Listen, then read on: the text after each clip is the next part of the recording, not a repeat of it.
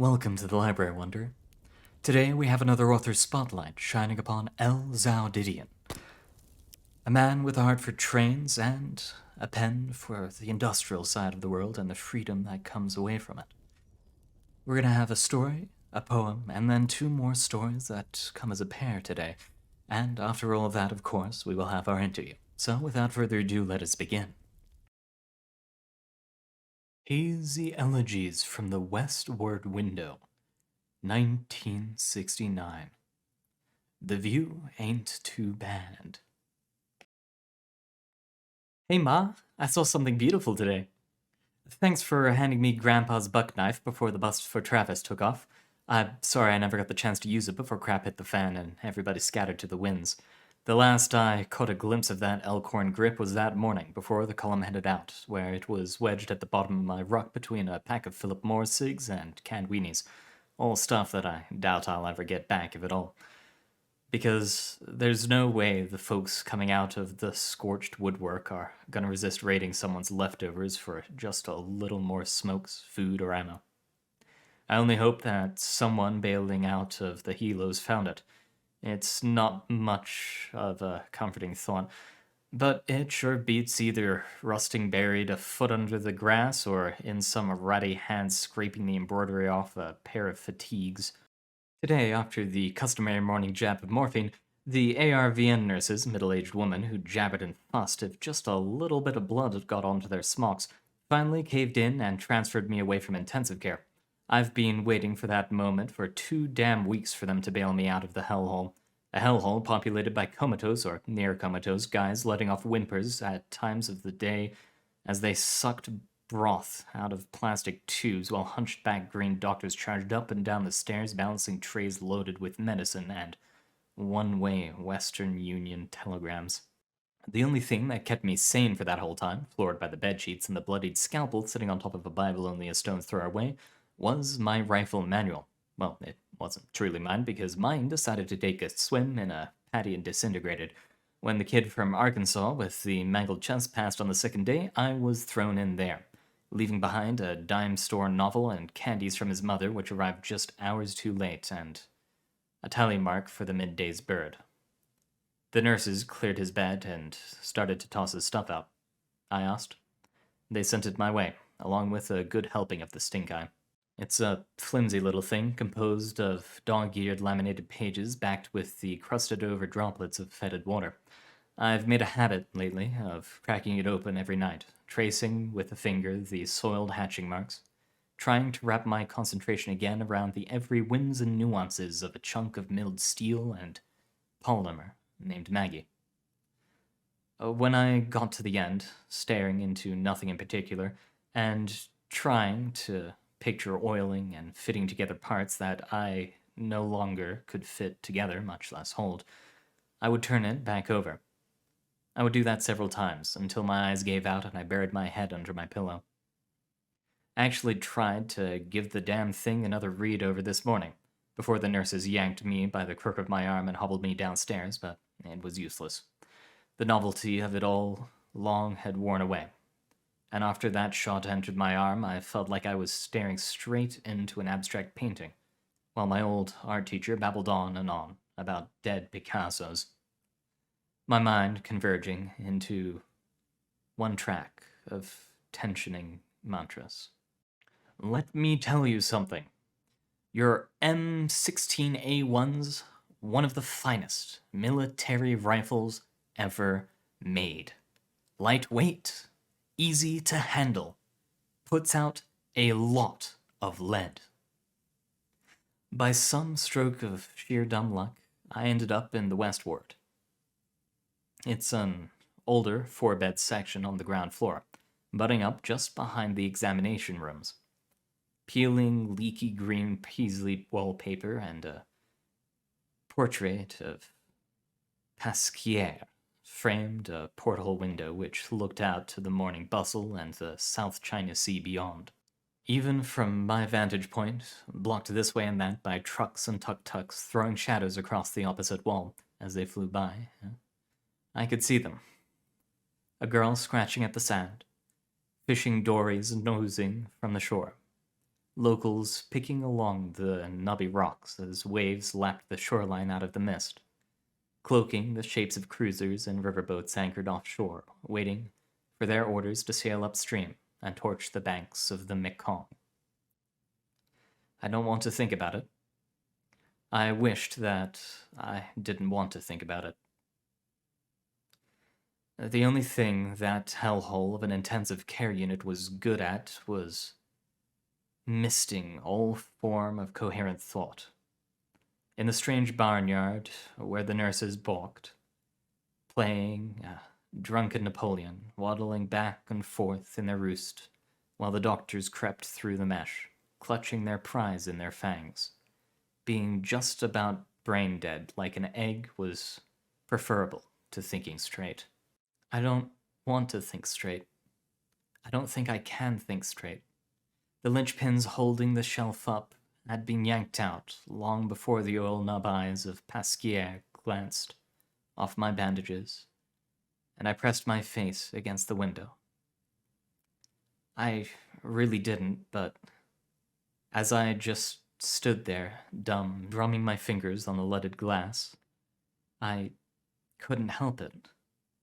And for this one-track mind, when the tapes clamped tight around their heads, the tendency is to start reeling it back and play it all over again.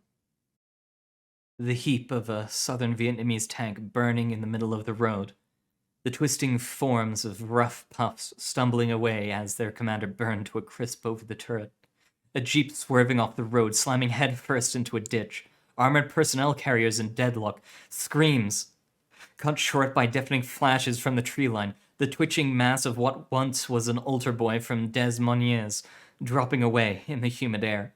Machine guns opening up, raking lead into the trees, a radio croaking for helos and barbecue. I hit the ground running. Something perched up on the crown of a tamarind dropped straight down with a sickening crack, even now. I don't know whether that was a loose branch or a person. But it didn't matter. It didn't matter at all. Because I steadied that thing. One of the so-called finest military rifles ever made, and pulled the trigger. Pulled it again, and again, feeling that bolt cycle kicking into my shoulder, ejecting brass cases that cauterized my knuckles. And when the pin shot forward into nothing, thumbed for the catch. I must have sent 10, 12 slugs into the brush before that, too. Ran dry. And when I was about to fish out my last mag, I was shot. Shot in the sense that some searing hot rod had been impaled clear through my stomach. I felt myself sway. Sway and fall to my knees in those last few seconds before the napalm hit, setting the entire world ablaze, crushing the wind out of my lungs as it drew in what little air that still hung around.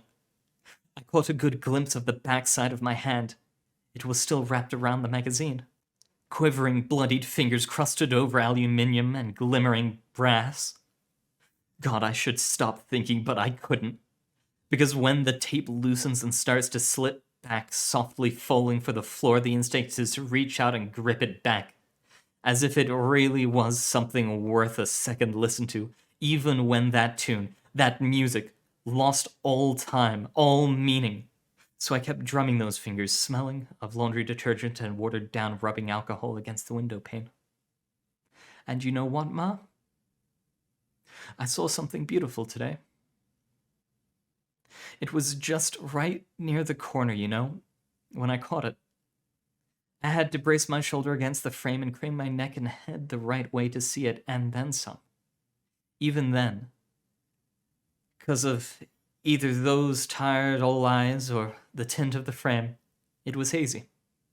But I could see it, all just the same. A girl, maybe 16, 17, was dancing. Dancing to the tune of an old man's aru, where the curb of the road evaporated into rippling sheets of sand. Dancing girls weren't anything special. Saigon was chock full of them, dressed in skimpy leotards that rotated in and out at all hours of the night through the watering holes and hookah lounges. But unlike the night doves who always attracted a packed house, gyrating their hips under sickly red, blue, and green hues to the tune of the tinny stereo systems as airmen caught up in visions of Sams swatting their birds out of the sky in a flaming heap over the Ho Chi Minh Trail, stuffed their purses full of bills while knocking back beers and rice liquor. Nobody stopped to watch. A policeman headed upstream, clutched the crown of his cap, and hurried across the road. Moped riders and truck drivers gunned their engines and whipped by. Helos and bird dogs circled overhead. The world turned ever on. Still, she kept dancing. There was something cathartic yet pained in the way she moved, looming together her hands and shuffling back and forth in time to the dappled strokes of a withered bow scraping over strings stretched too loose, too soft, too lost over snakeskin.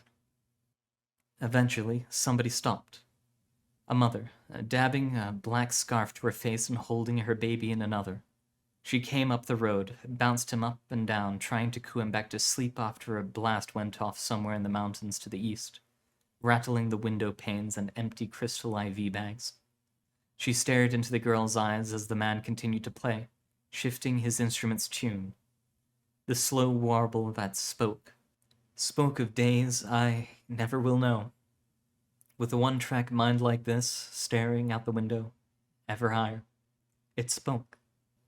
Spoke of days simmering in the still heat, untouched by fatigues, cordite, napalm, and M16s, before the foxholes and brass casings sunk their jowls into the soft dirt, and kids from the back roads of Arkansas still laughed at dime store novels. She didn't stop dancing. How could she? Turning on her feet, she lifted and tossed her hands. They flew past the ruined road, past calloused, pockmarked asphalt with blue exhaust lingering over the potholes.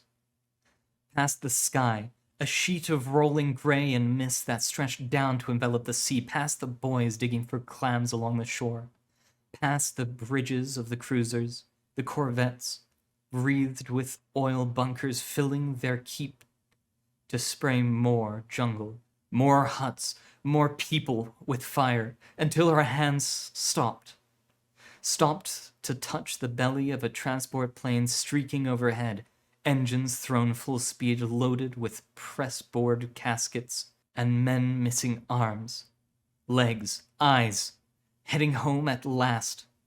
Could they ever dream of it? When the world swallowed you wide and you tumbled so softly, so quickly, onto your back, coming to rest, to stare up at those muddied skies, wheeling so fast, so free, over the South China Sea. And for the first time in a long time, as another policeman, another moped, another truck, another helo, another transport plane passed by, I felt something wet, sticky, that wasn't blood, sweat, or condensation, drip, bloom, and permeate my hospital gown.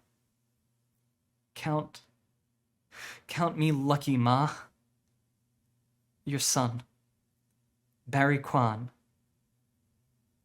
Vung Tao, 5/24/1969. A wonderful story about the Vietnam War and a man who has survived it, or hopefully. Next up, we have a lovely little poem. An Architect's Notions of the City. The lights of the city reflect brilliance on their wine glasses, the glows from the masses of high-rising corporate towers topped with winking peaks of beacons, rivers of head and tail lights, merging into a unified iridescence, playing along the delicate slender stems as champagne bubbles race, twang, laugh behind clicking frosted crystals. 10 years ago, he would pause work in his cubicle, accept a black coffee, pushed out by an assistant of a whirring silver and bronze automaton. Claws bound with steel manacles, gather his notebook, strolling down the winding, ammonia-permeated holes to the far porthole below. From the barren, starving desert, thousands of mechanical, fixated eyes and spindled ligaments spiked forth steel beams, foundations paved, concrete sloshing from chutes and churns that never ceased, his creations enshrined upon curled paper with what remains of his pen ink.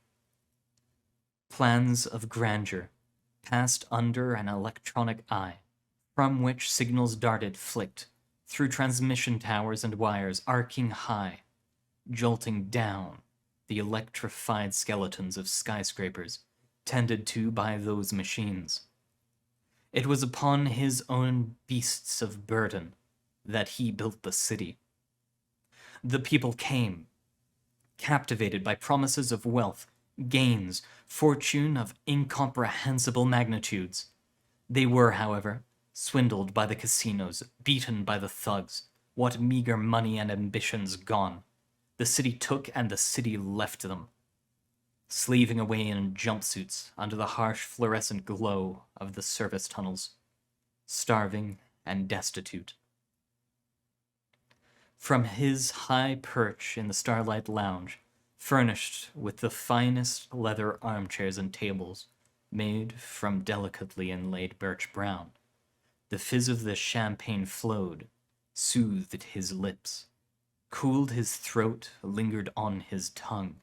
The automatons had long fallen dead, remains carted off beyond the far reaches of the city, cast into the waste pits, picked by scavengers, oozing motor oil, hydraulic fluid, tickling away, cooling into the rot. Watching the lights of the city reflect, merge, and move bright on his and Edwina's wineglass. The glow of the masses, of high-rising corporate towers and rivers of head and tail lights, bulbs, faces, screens, veins, merging into one, shimmering, fighting upwards against the night's black. He wonders, he smiles, he laughs. For it wasn't the machines who were at the mercy of his city. Instead of those mechanical fixated eyes and spindled ligaments, it was men, composed of flesh, bone, blood, condemned to toil beneath its depths for all eternity. A lovely story about the hearts of cities and their growth. Next up, however, we have the first of two stories about the arteries that run between those cities, trains, and those who ride them. Ramblings of a retired tramp. We're too quick to throw things away. Take this Mack truck, for instance, sitting in the middle of nowhere, rural Sonoma County. For the style of the cab alone, I guess it was made in the 1970s. Could take a look. The dust, pollen, and mold won't kill you. The seat's got springs coming out through the stuffing, but there's nothing a little bit of thread and fabric can't fix. Windshield shot, but what else? The steering column? Still, could work fine, for what it is. Tires? They look a bit sad, but still could turn. Engine? Heck, if I had the right tools or something to tow it with, I could take it over to the elderly Vietnamese mechanic down in Santa Rosa and pay to have it retrofitted with a working one from their spread of salvaged trucks out back. See, this is what I'm talking about. I can't imagine why someone would abandon this machine, still with parts worth saving, all the way out here, way beyond the highway, and just leave it here to die. I'm sick of this world, throwing away good things that still clearly work. Anything could be fixed, even the floor pan. Yeah, my boots are going clear through to the springs of weeds below, but imagine if someone wielded a steel plate over this. Boom, fixed. What do you mean it wouldn't last long? You have to find a way to make it last long. Hey, I found documents in the dash. This Mac used to belong to a place called Penderson and Sons Trucking out of San Francisco. Trucking. That reminds me of the first time I ever hit the road, way back in 1988. 18 years old, just graduated from high school, and I had no clue what I was doing except that I needed to get to McMinneyville, way up in Oregon to work as a counselor at a Boy Scout camp. Back then, I was straight up broke, and my parents wouldn't even cough up the money for a Greyhound ticket, so I had no choice but to hitchhike. There I stood, on the side of Interstate 5, looking like a goddamn idiot sticking out my thumb watching semi-trucks and station wagons whip by hard and fast. It took me 1 hour of just standing there, feeling my legs go weak before I realized there was no shoulder for anyone to pull over. Turned out, that didn't matter, because a cream semi-truck with British Columbian tags slowed down just long enough for the driver to shout a message. "Hop in, son!" Cigarette dangling in his mouth, those aviator shades refracted the light that came in through the rolled-down cab window. You could hardly tell that he was a family man, if it wasn't for his daughter, a girl about 6 or 7 or so, playing with a She-Ra doll in the back. He was asking me the usual questions, name, if I wanted to go further beyond McMinnville, my old high school, yeah. For the whole ride, I dropped my entire life story in bits and pieces like breadcrumbs in a fairy tale. My own father would never do that to a complete stranger. He would cut them off and shut their soul down with a single sentence of scorn. Turns out the trucker and his daughter had just run a long-distance haul down to San Diego, and were heading home to Vancouver, back across the border. His wife, he said, well, they were divorced. "Why exactly?" I blurted out. He took it in stride. "She is addicted, son. My ex-wife, I mean," he told me. "Addicted to pills. The nasty kind where they force your entire system wide awake and you flail out without any control. She would go to rehab and come out unchanged, leading to little things that added up to that night. Coming home to see her sprawled out on the carpet, frothing at the mouth, and she would swing at me when I tried to help her. Dinners always going uncooked, and me having to do everything by myself. Finally, I had to send my daughter, Evelyn, to live with my own father and mother for the weekends when I was out of town on business trips. Then, that evening, back in '87, Evelyn was attacked by her. She tried to kill her daughter, my daughter. Grabbed a kitchen knife and tried to kill my daughter before the cops showed up." I glanced back at Evelyn. She had stopped playing and just sat still in the sleeper bed, watching us talk. And I swear to God, that kid, she had a scar that ran the entire length of her arm. Of course, it had healed just enough that if you were passing by, you wouldn't have caught it, but it was there. One long, jagged crimson line across skin. My stomach dropped a little when I saw that. How could it be that the mother was quick to throw away her own daughter? "That's why I took up part-time trucking," he said as we drove on, around the tight turns, the forests, situated on the slopes of the high snow-capped pinnacles looming over even larger pines growing taller, more clustered, all packed in the constant layer of mist that hung under the perpetual slate-gray skies of the Cascades. "If you really think about it, son, I couldn't let the memories of her go. I simply couldn't. I have the burden to keep them alive, to tell my daughter rather than let her forget and grow up clueless." I will never forget the sound of him taking a long, quiet drag as we rounded the corner. His eyes had changed behind those aviators, from the loose, casual look that he gave me to one fixated directly on that road, as if wishing his attention to the road would get him to the destination sooner. God, what happened to those people? People like the British Columbian truck driver. Oh, sure, there's still folks around willing to lend a hand, but nowadays the majority only seem to do it for something in return. Yeah, I guess you can say that the truck driver could have easily blown past me, and I would have walked back into woodland with my tail in between my legs, but he didn't. What is it that made him stop to pick me up? To be honest, I struggle to find an answer to such a question. I'm tempted to say that it was from the bottom of his heart, as cheesy as that sounds, but that's probably not the right answer to that. Maybe it was the love that he felt for that kid standing on the side of the highway. Maybe because I reminded him of some old friend, or maybe reminded him of himself when he was a teenager and took to the road to get places. Or maybe it was something else completely. But one thing is for certain. He dropped me off at McMinnville with a beaming smile on his face, as if he was watching me go off to school for the first time, like I was his son. I didn't hit the road after that, not initially at least. When the week at the scout camp concluded, the camp brought me a Greyhound ticket home. My mind was too wrapped up in all the stuff that happened there. Captured the flag games, merit badges, that sort of stuff. So much that I forgot about the truck driver and his daughter. It didn't mean that they were gone, mind you, just at the back of my mind, untouched.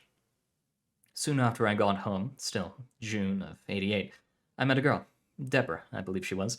We had a bunch of things in common. She read books, was well-spoken, and had a pennant for saying how much she helped out the poor at her church.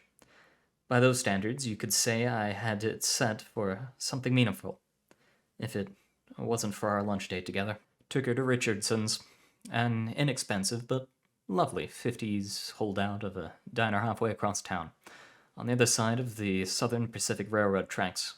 It went well, all things considered, for a date put on by my dummy 18-year-old self. Talked about all sorts of things. Mostly things that happened in our old high school. I paid for both of our meal burgers, French fries, as I recall. She didn't finish hers, so she took it with her on the go. We walked out the door, and on the corner, there's a homeless guy. He's asking folks for food. What few folks were out on that afternoon were ignoring him. He approached us, his face stretched wide, in the biggest toothless grin under that graying beard, and says, "Hey, you two. I feel guilty for begging for food, but I just hopped off a flight and I got nothing on me to buy lunch. I see that you have a takeout bag from that restaurant." I followed his eyes, and what do you know? They were looking at her takeout bag from Richardson's. Deborah, why don't you give it to the guy?" I told her. "He looks like he needs it more. I'll buy you something else later." "No, he's a drug addict. He doesn't deserve to eat," she replied, and before I could stop her, she tossed her to-go lunch into a nearby trash can. By toss, I mean she opened the bag and dropped the food directly in and then mixed it into the nasty gunk and rotting juices that were in there with her bare hands until it was inedible. For the record, the guy wasn't on drugs. And he saw the whole thing, his eyes wide open, blazing with hurt, anguish, at seeing that good food go to waste. And she was laughing. Laughing! For what I don't know. I wouldn't have wound up there, sitting on the dusty cab of a dead Mac in Sonoma, if I didn't feel what I felt, and didn't do what I did next. I saw red. There's no other way to say it. The homeless guy was still standing there, frozen like a deer in the headlights, paralyzed. Like I imagined the trucker's daughter, Evelyn, on that fateful night when she felt her mother's hate slash through her arm. Her laugh cruel, full of malice like I imagined the truck driver's ex. It wasn't charming anymore. I felt sick and angry. Sick and angry. All I could say at that moment, when that dropped, was, "I don't like you anymore." I felt myself reach down into my wallet and took out a dollar bill. With shaking hands, I handed it to the guy. Next thing I know, I'm pounding the pavement, dashing home. My Boy Scout backpack was still there, still loaded with all the goodies meant to go camping. I needed to run somewhere far out of town, live out there on my own for a few days to reflect, and come back as some sort of changed guy. I don't know what I was even thinking during that time. Took my backpack and decided to raid the pantry and kitchen for food. Grabbed Spam, vegetables, the can opener, dry noodles, and shoved it all in the pack. I heard a voice behind me. It was my father. "What the hell are you doing taking food out of the cupboards?" he barked at me. "I thought you were on a date with Deborah." "Not anymore." "You're an idiot, a goddamn idiot for treating a woman like that." I busted out the back door and my father took off after me. Past a few houses, I could hear his labored breathing grow fainter, and then fell away as I neared the end of the block. Even then, I still ran. I'm not ashamed to say it, I kept on running. Eventually, I ran so far that I reached the railroad tracks, but when I stopped to rest, my father crashed through the brush behind me. He hadn't given up. There was the blast of a diesel locomotive's engine. An SB freight going north was crawling through, standing there with my father bearing down on me, and with no time to run further to the highway and hope for someone to pick me up, I had no other choice. I had to get on this freight train. The first boxcar I saw had an open door. I decided to take it, ran full tilt beside the open door, and tossed my pack inside. Then it was my turn. My hands closed around the lip of the boxcar door, and in that rush of adrenaline, I pushed up with all my might, then rolled in. I'd made the catch, just in time too, as the train accelerated, and I watched the figure of my father growing smaller and smaller until he fell off the world completely. Needless to say, I never returned home that day or in the years after. Something ignited within my soul that day. I'm not entirely sure quite what. Maybe it was the excitement of my flight from my father, or maybe it's the sting that I still have of remembering my escape. Could I have fixed the relationship with my father? With Deborah? I can't get you a definite answer for that. Probably not.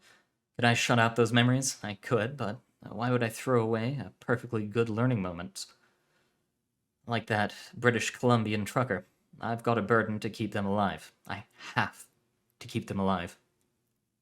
They are muddied by the 3 straight decades of spending my time in different worlds. Sure, the world of paper shuffling and coughing in an office. The world of passing emotionless faces that I watched as I stood on the side of the highway. The world of the freight cars dominoing as the SP locals get underway, rolling out of town. And the sheer exhilaration I got wrenching away from the railroad policeman's grasp and hopping on just in time.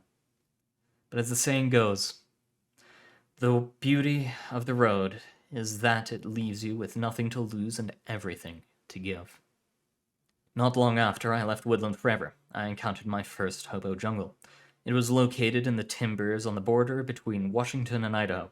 You see, I was run off by a bull earlier that day from a crew-changing spot in the Burlington Northern, and dusk was coming down fast. There was no way I was going to spend the night next to the tracks waiting for a red-eyed fright to come through, so I went about trying to find a place just far enough away from the tracks to bunk down, but close enough to easily pack up and get running in the morning.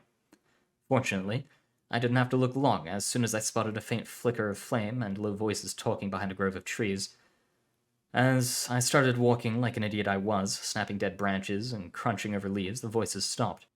Imagine the incredulous look on their faces when I finally crashed through the brush into the campfire light, wearing a leftover scout camp shirt and looking like I had just wandered off the wilderness survival course. They must have been expecting a bull and had pulled out their weapons in anticipation. A wooden spear, pocket knives, switchblades. Hell, one of them even had a collapsible hunting rifle aimed directly at my head. In all my years since, I've seen folks carry piddly little pocket pistols and sawn-off shotguns, even a carbine once. But it takes true dedication to carry a full-length rifle with you for protection. "He's just a kid," one of them said. He was a withered, weary old man with a battered straw hat. "Are you a hopper?" To which I replied, yes. And that was all it took. Weapons were slapped back into pockets, and the spear and rifle leaned back against a tree. Before I could protest, they ushered me down on a log around the fire and loaded up a plate with potato and sausage hash. All the full fixings, and told me to eat up. The taste of that hash would be forever seared in my memory. Strands of potatoes, crisped by the skillet, and the tender, flavorful fat that coated the sausage. To this day, that's still my favorite dish to make. "Why are you doing this?" I asked the old man in the straw hat after another guy slipped into our camp, bringing with him a loaf of sourdough bread he had swiped from Spokane. "I got my own food." "Save it for your further travels, kid," he replied. "A young guy like you needs to have some calories more than us old men. Say, How did you end up here anyhow? It spilled out of me. I must have spent a whole hour telling a group of high rollers, junkies, mental ward dumpies, codified vagabonds, and probably a murderer or two about the truck driver, his ex and his daughter, Deborah and the bum, and last my father, expecting that they would laugh and call me stupid for doing the things I did.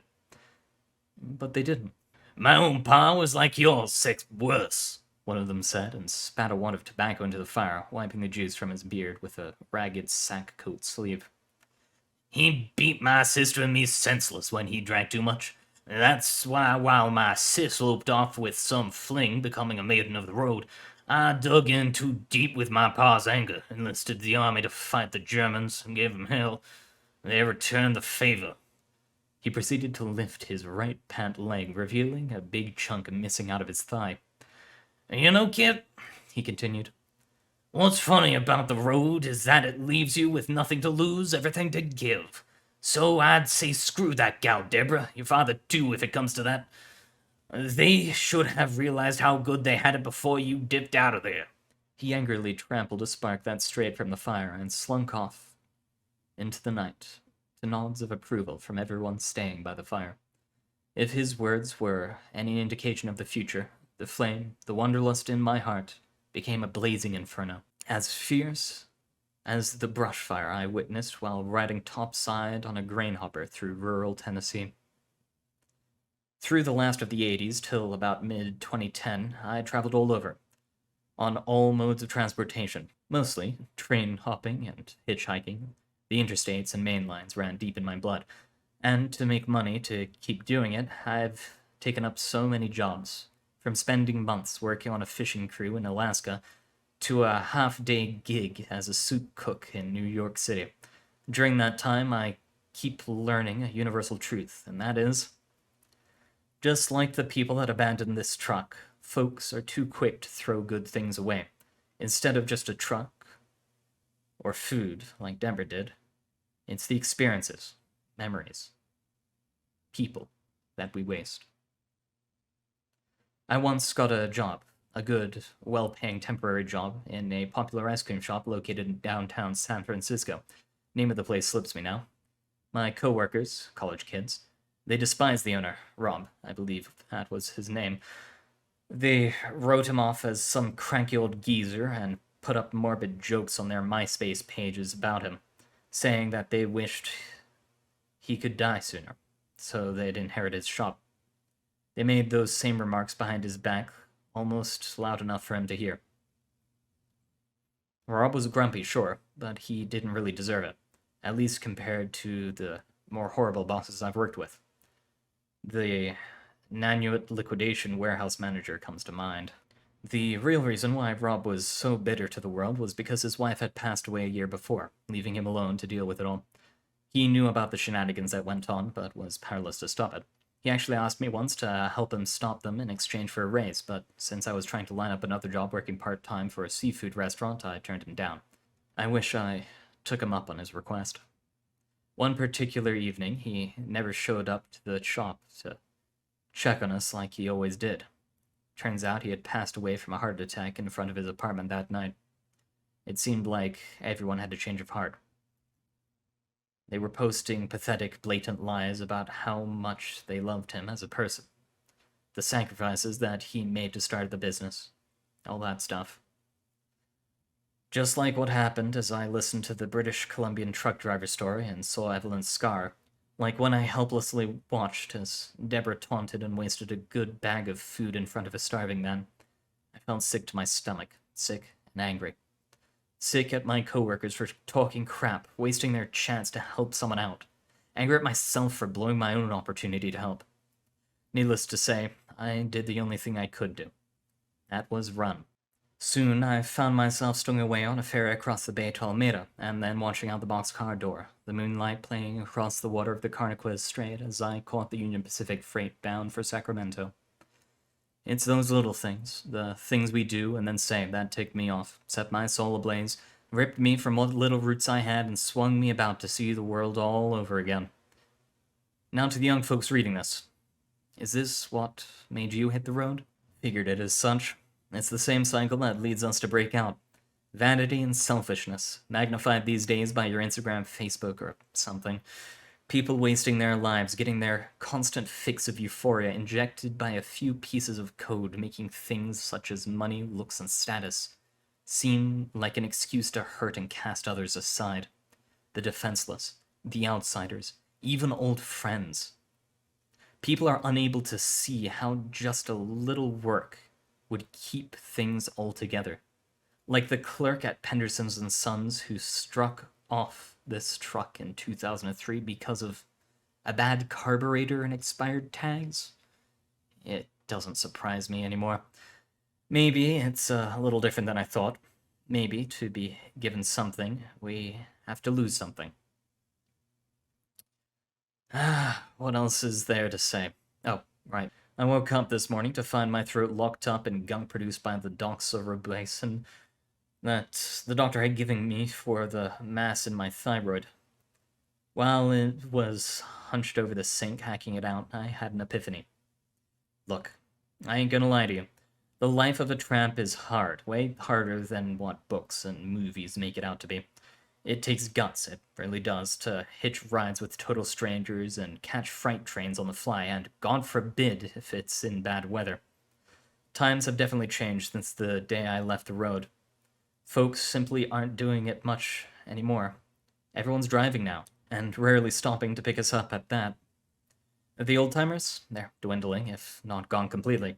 Most of them caught the trains westward years ago, or are slowly rocking in a chair in front of a hospice window, shedding a tear, remembering their old buddies go by. Those hobo jungles, bustling with folks going every which way in that, gone the way they came. Just a patch of grass by the tracks now. People have moved on. I've moved on. But that's not to say I'm not proud of you, kid. You broke out to run free like I did, all those years ago with Deborah and my father. Much like a lot of the world nowadays, the truck's a testament to what could have been. A long list of if only. If only we put in the work to make it last. If only we held it close to our hearts and appreciated the importance of the men that drove it, the people that they carried, the families that they kept afloat. If only we could find the right person who would keep it running for us until the end of its days. If only we knew to fix things before they fell forever into disrepair. If only we could tell and keep the story, even if it were only to share with the stars. If only we kept it on the road. Screw you, Deborah. It is a sad life that started for Tramp, but let's hear a little more about it, and about a few more of the people he met along the way. A dance between flesh and steel. Sunset on the old main line outside town. March 2008. The walls of the Geneva Motel were once whitewashed blue, but the years of constant rain had nipped the pigments away, leaving it a dirty swill of gray. Silhouetted against the cool desert sky was the neon sign, the red tubes that comprised the large G and M having burnt out years ago, leaving it to say, in flickering yellow and sickly green, Aniva Hotel. Below the title, the vacancy plaque was illuminated by the lone bulb that hadn't been smashed, which chinkily winked in and out. I nearly froze to death entering that rental office. The AC had been cranked up all the way to the highest setting to combat the day's heat, and the guy behind the counter didn't bother to turn it down when night fell. Still, I was tired from trekking down the city streets all day, with no rides coming. So I decided to hang around and talk a bit before going to my room. How long is it to Sacramento? I felt myself saying aloud. A little bit over 400 miles. What are you doing here? He was munching down on an overpriced bag of nuts that he lifted from the small amenities rack. In Barstow, I mean, not here, he quickly added, and his eyes glazed over as he cracked down on another nut and tapped away at the computer. My mind searched for an answer to that question. Barstow. What are you supposed to do in Barstow? A town ringed by scraggly low ranch houses where the tracks ran through and the station only stood as a way to get out. I came here to see the sights, watch the trains, and get the hell out of here. He snorted, but seeing that he didn't take his eyes off the computer monitor, it wasn't directed towards me. Could you believe it? This guy, he fell for my bluff. He pecked a key and slowly shook his head, a faraway smile spreading across his face. How long did it take you to drive down here? Oh, I didn't drive, I walked. He wheeled around on his swivel chair to the window facing the parking lot. Sure enough, it was deserted except for his crappy Corolla parked in the manager's spot. He turned around to face me. So you're telling me you worked all the way here? He responded while reaching for the bag of nuts again. How long did that take you? About a full day. I held up my arm, peeling sunburnt from the blazing Southern Californian sun. I could have sworn he reeled back a little in his swivel chair when I showed him that, but whatever feelings he had towards the guy who decided to end up in his run-down motel that night, paying for a room with a $5 bill, he didn't show it. He pumped a cashew into his mouth and slowly chewed as he spoke. You don't have to do that, you know? You should have taken a lesson from the hippies in the 70s. They'd stick out their thumbs and people picked them right up. Could have gotten you to Barstow quicker and could have saved you that nasty burn. I tried that when the sun was high in the sky and it was noon. I realized that unless I walked halfway across the town to the interstate, which would take me the whole day, there was no way I could get one that far from some cars on the street. LA traffic's hell anyway. Old deadlock. Then how did you get here from Los Angeles all in one day? I took a train, then walked. Doesn't the Amtrak go all the way to Sacramento? Yeah, but I wasn't riding the Amtrak.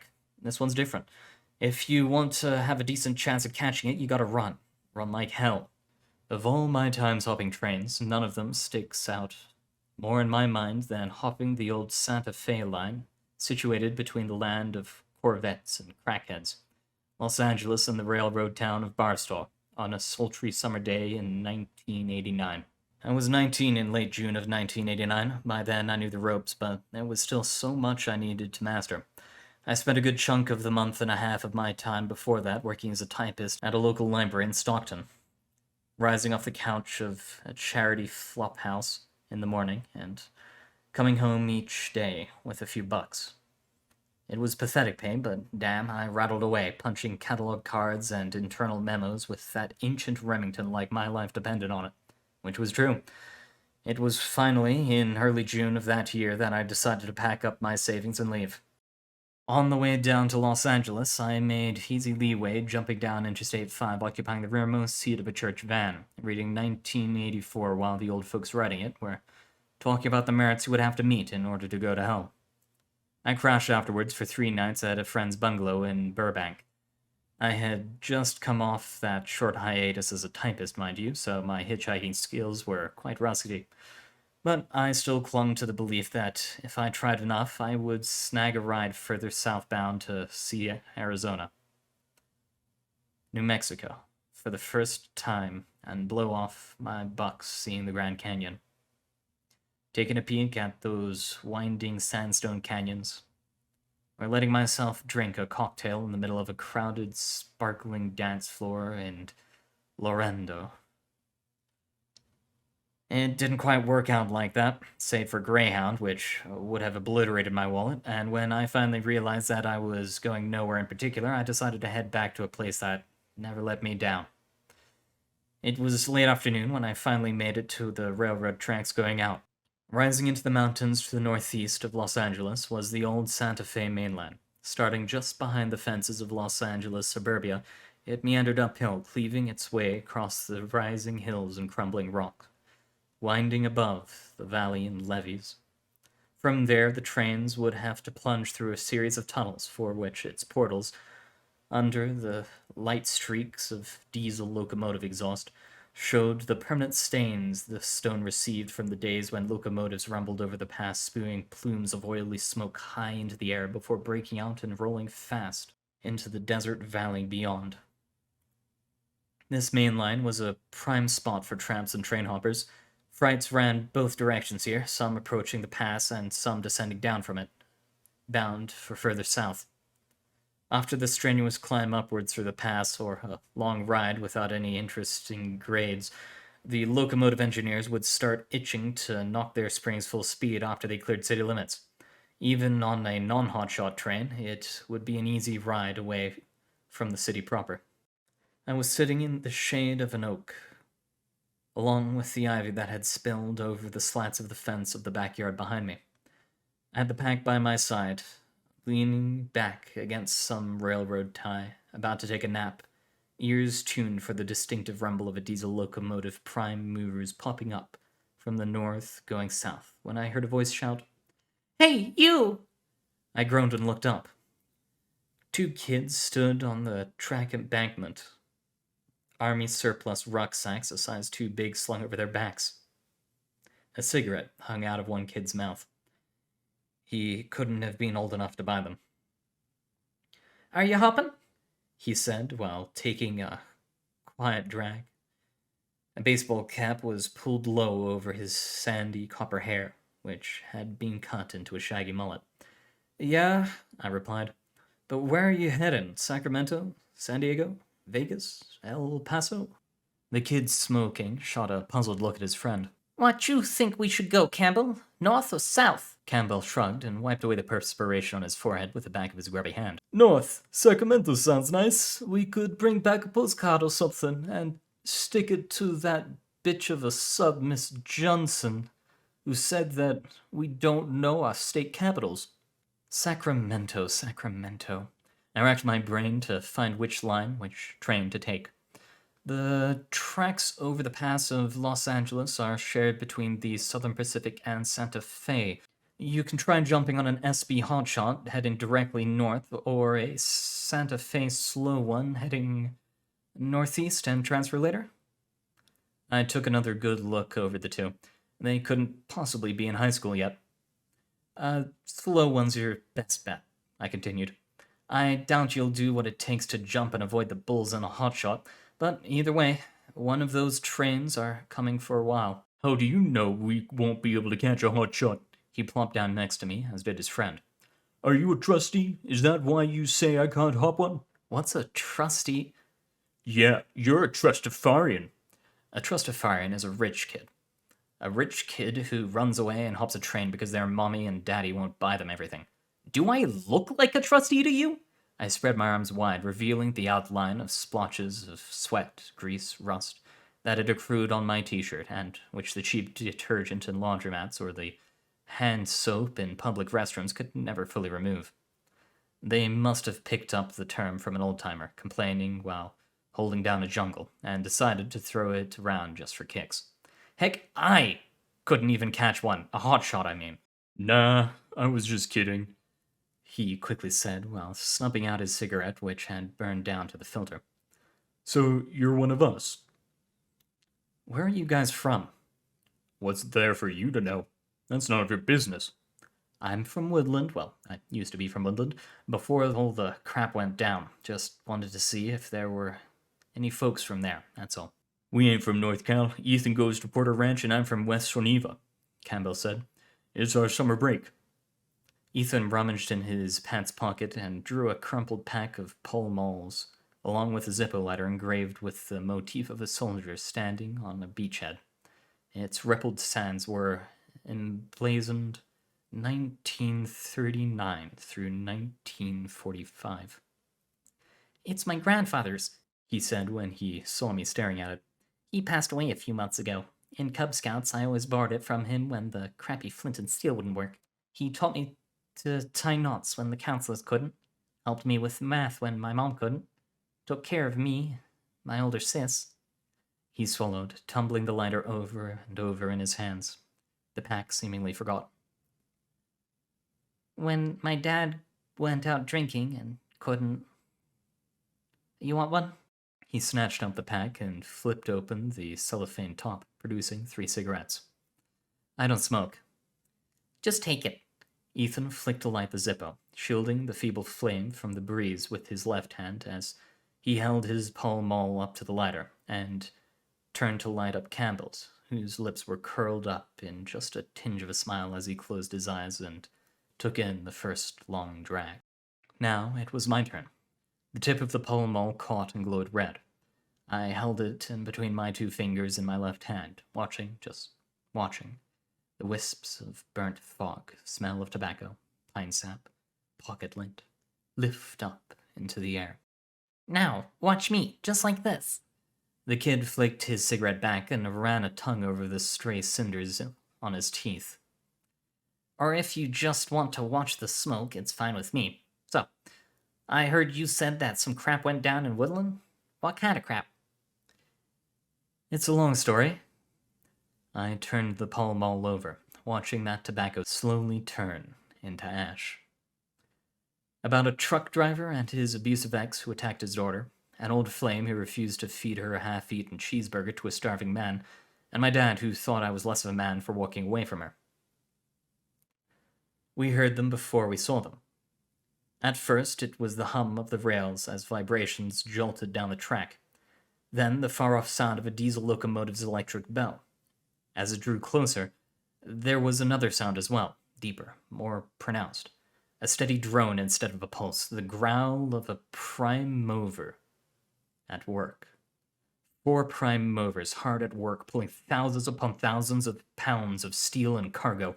Rounding a corner far down the line came the freight train, spearheaded by 4 locomotives sporting the yellow and dark blue of the Santa Fe, its sides still coated in a layer of dirt and filth from the mountain ranges of Arizona that it had crossed days before.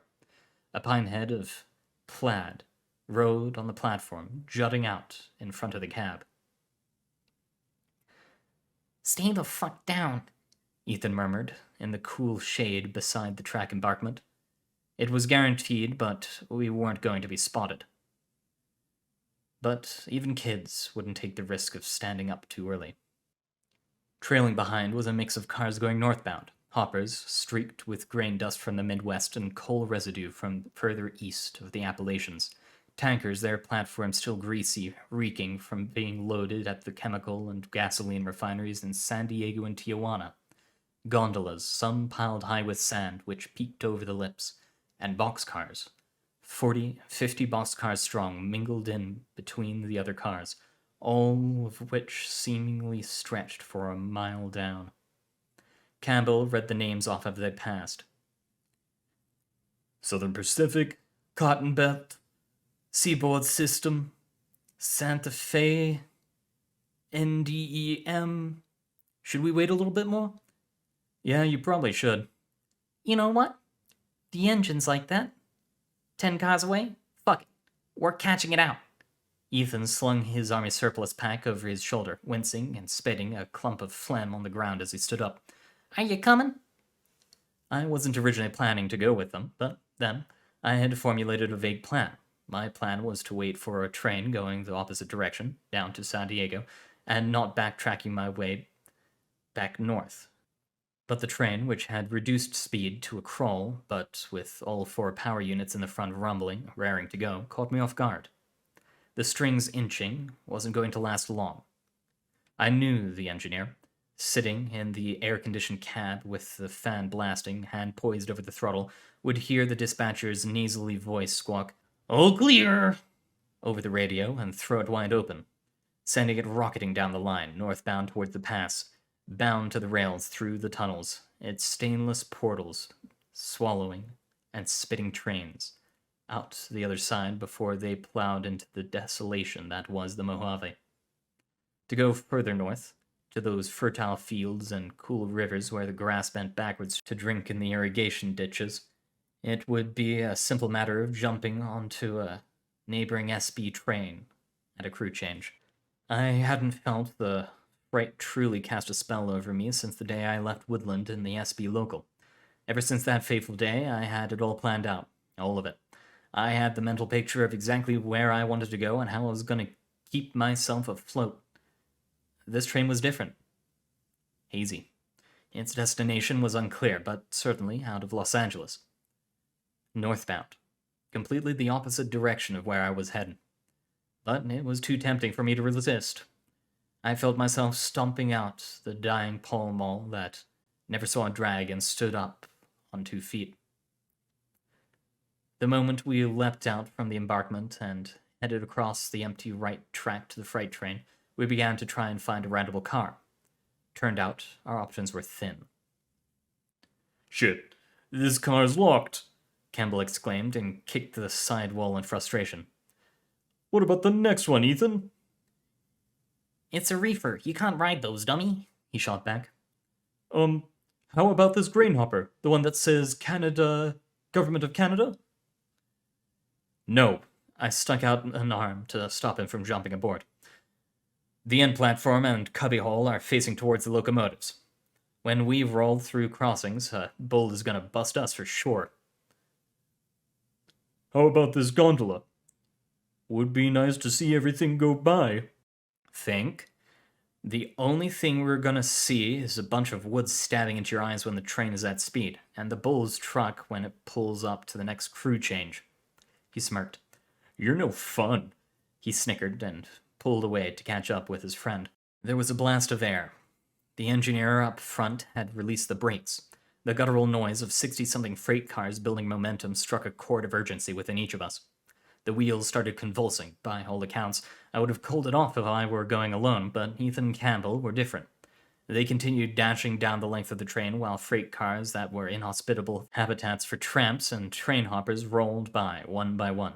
I followed close behind. Found one, you see it? Campbell panted. It's that dirty orange one. It says Galveston Wharves, Port of Galveston Railway. That's the only one with an open door. Go, go! The boxcar, covered in graffiti tags that may as well be chicken scratches and doors quivering back and forth on its track, showed a gap just big enough to get in, went straight by us, moving too fast to directly hop in. We would have to catch it on the fly. The funny thing about doing train hopping, especially on the fly, is that it's not just the simple action of running up, tossing your stuff in, grabbing a hold of the freight car, and getting on board. It's a delicate dance between flesh and steel. Ethan and Campbell began the prelude by immediately taking off straight after the boxcar. I followed suit. It's a dance that requires intuition. Reflex that buzz and shoot through your arms, legs, chest.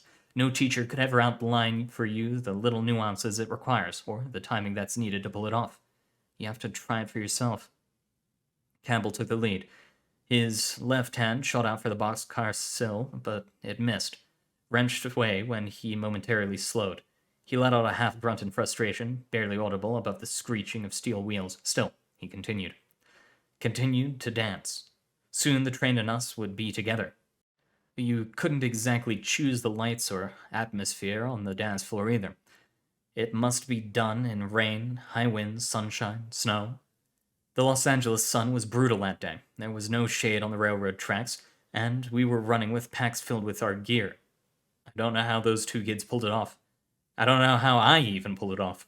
It's a dance that happens in plain sight.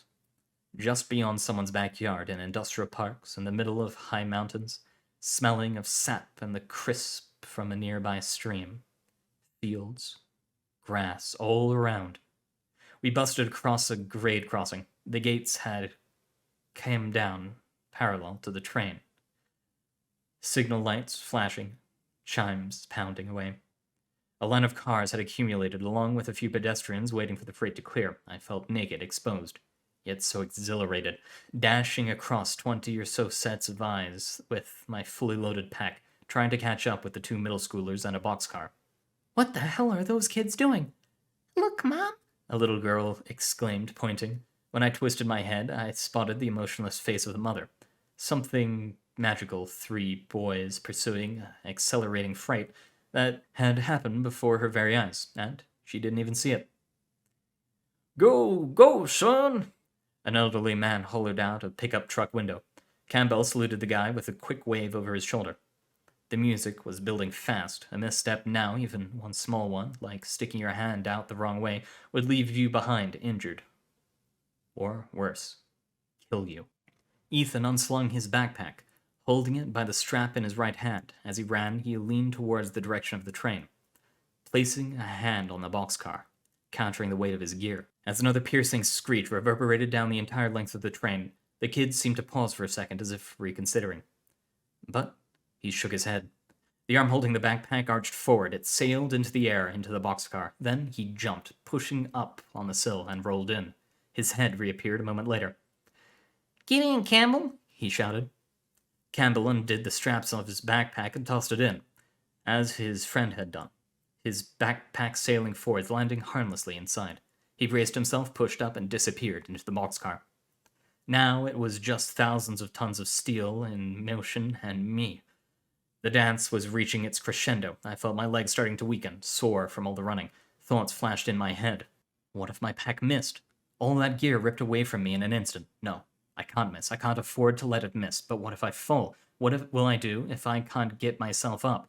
Will I be dragged, face-planting into the ballast, or be tugged by the force of the train into the undertow below, to be drowned, flayed, asphyxiated, pronounced dead, under hundreds of wheels made of steel, sharpening from miles upon miles of moving across America, thundering over the rails? No, I can't fall. I can't fall further back. Deborah and my father made me fall far enough already. I braced myself and unbuckled the pack, gritting my teeth in anticipation for the final act. My hands gripped the lip of the open boxcar. The heartbeat, sending blood surging through my veins, opened my eyes wide, and the adrenaline and the sight of the ground, a rushing blur of gray ballast laced with the dark brown of ties, felt almost ethereal.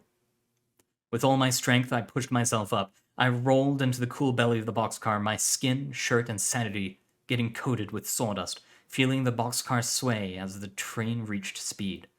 Not a moment too soon, either. The train was now moving at a speed that would be impossible to catch. We each carried pieces of a dance sacred in our world between flesh and steel that they could not and would not see.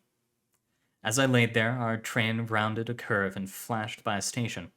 The impassive faces of commuters standing on the platform, looking straight at us, but not seeing us at all. Hopefully, the kids are doing well for themselves now. Certainly, Tramp is. But let's get right into the interview. Welcome, lzhoudidion. I assume I said it right this time? Yes, that's correct. So, first of all, where has your name come from? Because a lot of people may see the Chinese in it from the middle part, but have no idea about the rest, or they see nothing and just go, is that how it's pronounced? Yeah, so it's a funny story. My username wasn't selected. It chose me due to Wikidot's limitations on changing your username, which, as true to the baseball formula, it's 3 strikes and you're out. When I initially joined Wikidot for the sole purpose of getting invested into the SCP community, I went by my Discord username on Wikidot, which I ported as Greenbird2003, which I flip-flopped between my now old and graduated YWP NaNoWriMo username. YWP being their arm for young writers of NaNoWriMo, or National Novel Writing Month. They have their own forums, and I am a graduate of that arena or circuit, you can say. So yes, it's lzhoudidion. If we break down lzhoudidion as a username, it can be split up and easily pronounced in 3 separate syllables, which is lowercase l. Contrary to popular belief, it is not a capitalized I, which on certain fonts can be easily be misinterpreted, which I don't blame you guys. And the second portion is the anglicized and often butchered version of Zhou, which is my Chinese surname. And then lastly, it's Didion, which is an old school I attended years ago, whose namesake happens to share one with Didion, who coincidentally was also born in my hometown of Sacramento, California. So hopefully you're following along. If we piece together these 3 syllables, they become lzhoudidion. lzhoudidion. lzhoudidion. So yes, my username does reflect my Chinese American heritage. I wouldn't necessarily say, I would admit it's not really a kind of an intuitive name, but this was the name that I made a decision to choose on Wikidot, and I would be lzhoudidion. Mm-hmm. All right, next question. You mentioned the Young Writers Program. I haven't really heard of that before, and I'm assuming a lot of the listeners haven't either. What's the Young Writers Program about? YWP does stand for the program for those below 18. That's their own separate site. It's separate from the National Novel Writing Month actual site. It's moderated by the same people who oversee NaNoWriMo as its parent entity. My time on NaNoWriMo, I was involved in their forums. I developed a lot of my own writing from participating in their various contests or jams that they will hold, typically within the span of like at least a week. That's how I furthered my writing. Of course, to those who recognize me from that forum in particular, I changed my name near the end of my graduation, which was in 2022, June of 2022. I went by Hobbs at Heart before I graduated. So if anyone knows me from that old site, this is me. This is lzhoudidion. I am on the Wanderers Library. Please come check it out if you like. So, now onto the stories proper. The first story that we've read from you was Hazy Elegies from the West Ward Window, 1969. This was based in, I believe you said, the Vietnam War era. Yes, that's correct. It's kind of funny because Hazy Elegies is an entry to the Picture Palooza contest. It is my entry to that contest in particular. Picture Palooza, for those who are unacquainted with the event, was a contest that occurred September of 2022, about around that time frame, in which Creative Commons photographs were pitched and shuffled out to entrants. You entered in your photos, and the contest runners, which were Rounder House and I believe Snapdragon at the time, they graciously shuffled your photographs and sent them out to other folks. When I received my photo, it was a picture of the beach and a mist rising above the waves, and it sort of snipped something in my mind.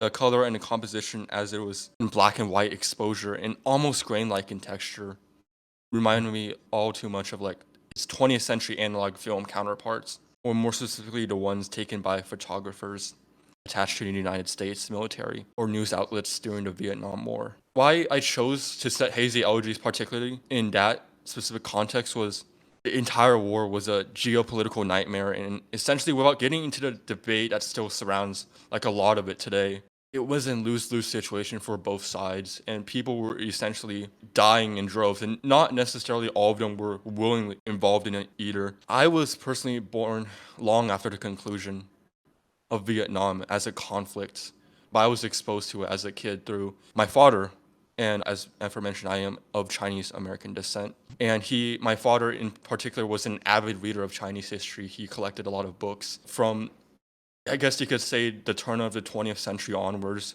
regarding in China, and he specifically owned like a couple large coffee table books that had illustrations and photographs of the conflict that were enabled. Yes, so yeah, that's the Vietnam War. I guess, and also the narrator isn't particularly in the most coherent state of mind, and Hazy Elegies in some portion reflected my significant mental health struggles during that time. And in a moment, it was instinct to drop out of the contest was very, very palpable, but I kind of felt compelled to complete, or at least round off something in that moment for the contest, due to the fact that, number one, I kind of signed myself up for it.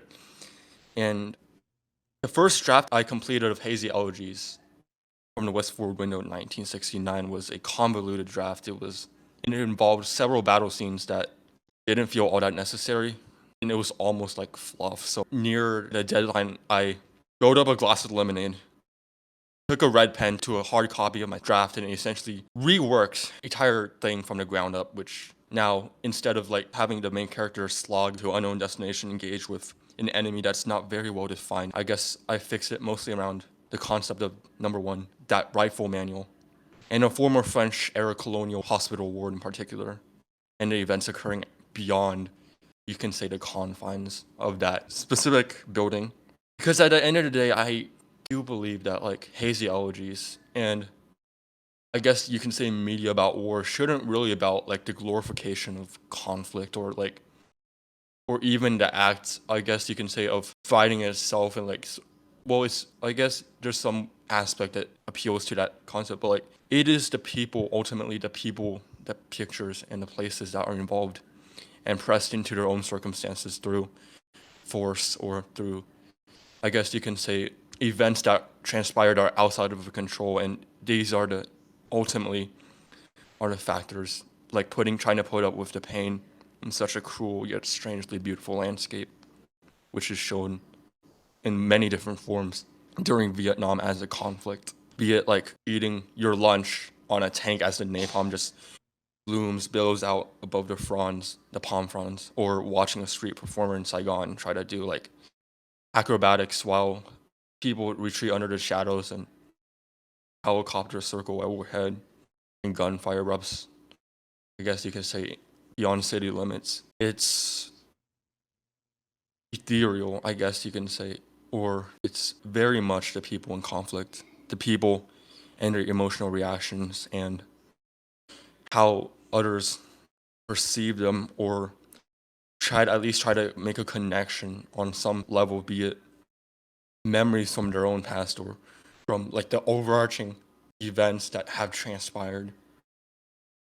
This is Hazy Elegies from my perspective. All right, then the next one was a poem instead, an architect's notions of the city. Was there a specific city that you had in mind while describing this, or a particular architect or someone like that? You know, that's a very good question. Let's see. To preface this, the article graphic that was on the page was any indicator, I guess. You can say litmus test of some sort. There's always something fascinating, I suppose, like how large cities seem to move.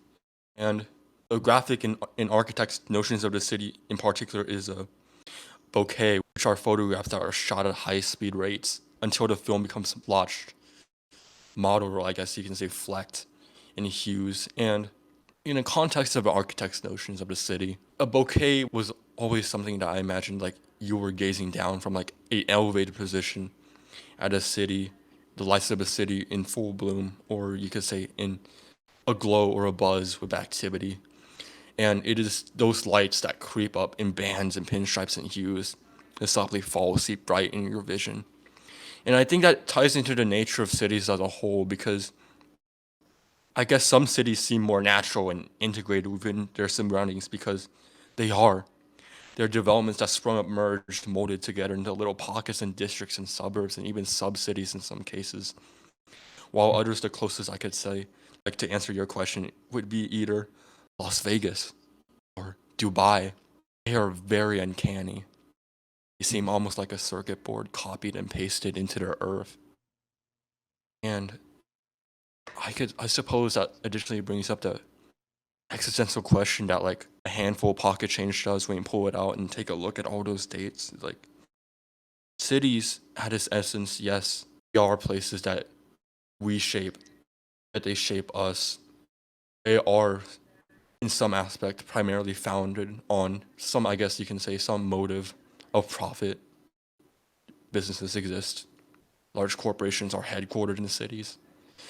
And in some cases, there's always like a existential, some sort of dread because at the end of the day, cities are inanimate things, but yet they are living in a scale that is basically, I guess you could say, beyond any individual's sense of control. And at the end of the day, yes, cities, they can thrall, they can consume, they can outlive us. And you can see those products that are reflected in modern day society when you take a look at those gambling addicts, like trying to play the slot machines in Vegas, like all day and night, or those Instagram models who are essentially being paid, or I guess you can say bribed in this case, to go to Dubai and having to under unspeakable things just because of their appearances and like the way that like people, I guess you can say, sometimes the worst cases of our humanity manifests within cities themselves. All right, and the next two stories were Ramblings of a Retired Tramp and the sequel, A Dance Between Flesh and Steel. So there are very heavy themes of just train stuff and train riding in here, which is something that very many people don't consider as going on anywhere near nowadays. But these were set in, what was it, 2010? Yeah, A Dance Between Flesh and Steel and Ramblings of a Retired Tramp, and to an extent, the other pieces such as West of Winnemucca, they are in very much retrospective pieces, but the events that happened, the events that Tramp was actively involved in were still very much removed from the original source, or you can say like the bulk of what we consider train hopping, or the Hobo aesthetic as a whole. Now, I think it's very, let's see, I kind of got a little bit lost with my train of thought here. No Oh worries. damn, I made a pun. I am a rail fan, which is an enthusiast of primarily North American railroads, as well as a natural extension of such interests, anything machine and urban. Mhm. And I've always been one ever since a kid when I watched freight trains and light rail vehicles. like by on a grade crossing outside of a waiting room window while my mom was like waiting for my sister to finish her ballet class. And later, I found myself wondering, what if I could jump on board and just see the landscape glide and drip by? And this was something that was very forgotten until I immersed myself in, so you can say, the mainstream version of railroading, or I guess interest in trains as a whole. Yes, when we think of train hopping, we primarily think of, as true to the connotations that go with hobo, train hopping, we typically think of it as Great Depression or post-war 1950s America, and that's true.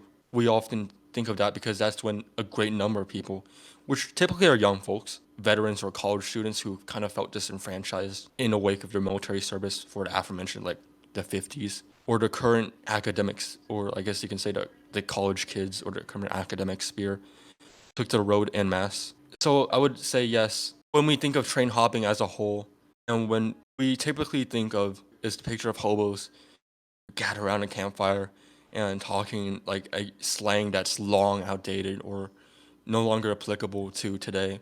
But Tramp is set in a very interesting time. I opted to set Tramp at the dying breath of the 80s because it was a fascinating yet turbulent decade for not only train hopping as like a activity to do, particularly for young people who seek to like break free of like the social confines that so often like oppressed, or I guess you can say disenfranchised people who weren't really checked in. And the late 80s in which Tramp is set in is a very fascinating yet turbulent decade because it's not only like a great time with a great deal of change, or I say upheaval within North American railroads, several systems such as the Rock Island or the Illinois Central Gulf, or the myriad of lines that were on the East Coast were beginning to show their age and eventually fold. There were a lot of technological improvements as well. Steam was long gone. The days of jumping onto a boxcar while a thickened plume of brackish smoke rose over the rooftops of cars in tow was beginning to become nothing more than a memory. And you can see the same thing with cabooses or brake vans if you were calling it in other countries, but they were a commonplace occurrence. They were beginning to fade as well, although they kind of held on for much longer on the aforementioned Southern Pacific and Santa Fe systems. Yet, I guess you could say Tramp does live. To sort of go back to the question, when we think of train hopping as like a topic, we typically do think of 1930s America, Great Depression, post-war 1950s America, where it was oftentimes in a background of a sterilized society that often employed oppression to achieve much of these idealistic goals which a lot of people wanted to escape. Tramp is tied to memory. He very much recognizes the past for what it is, that golden age or that period of prosperity, great prosperity, that sparked a lot of, I guess you could say, creative minds like Jack Kerouac or Allen Ginsberg, who based much of their work on train hopping across the United States, or I guess you can say North America during that time. Tramp takes a look. He recognizes it's almost within his grasp if only he was there to see it. Yet this was the choice that Tramp had to take. He recognized that he made this decision and he will have to live with those consequences forever in some case, to be, I guess you could say, a wandering soul, or beyond an adventure that lasts more than just a summer or more than just a few months, to forever beyond a road. Because it's kind of like I guess the feeling of like when you recognize something and you see it as something that you identify so strongly upon, yet realize there are some aspects that are negative. It is very much like travel, or I guess you can say the ephemeral nature of travel. To elaborate on that, more specifically, a dance between flesh and steel.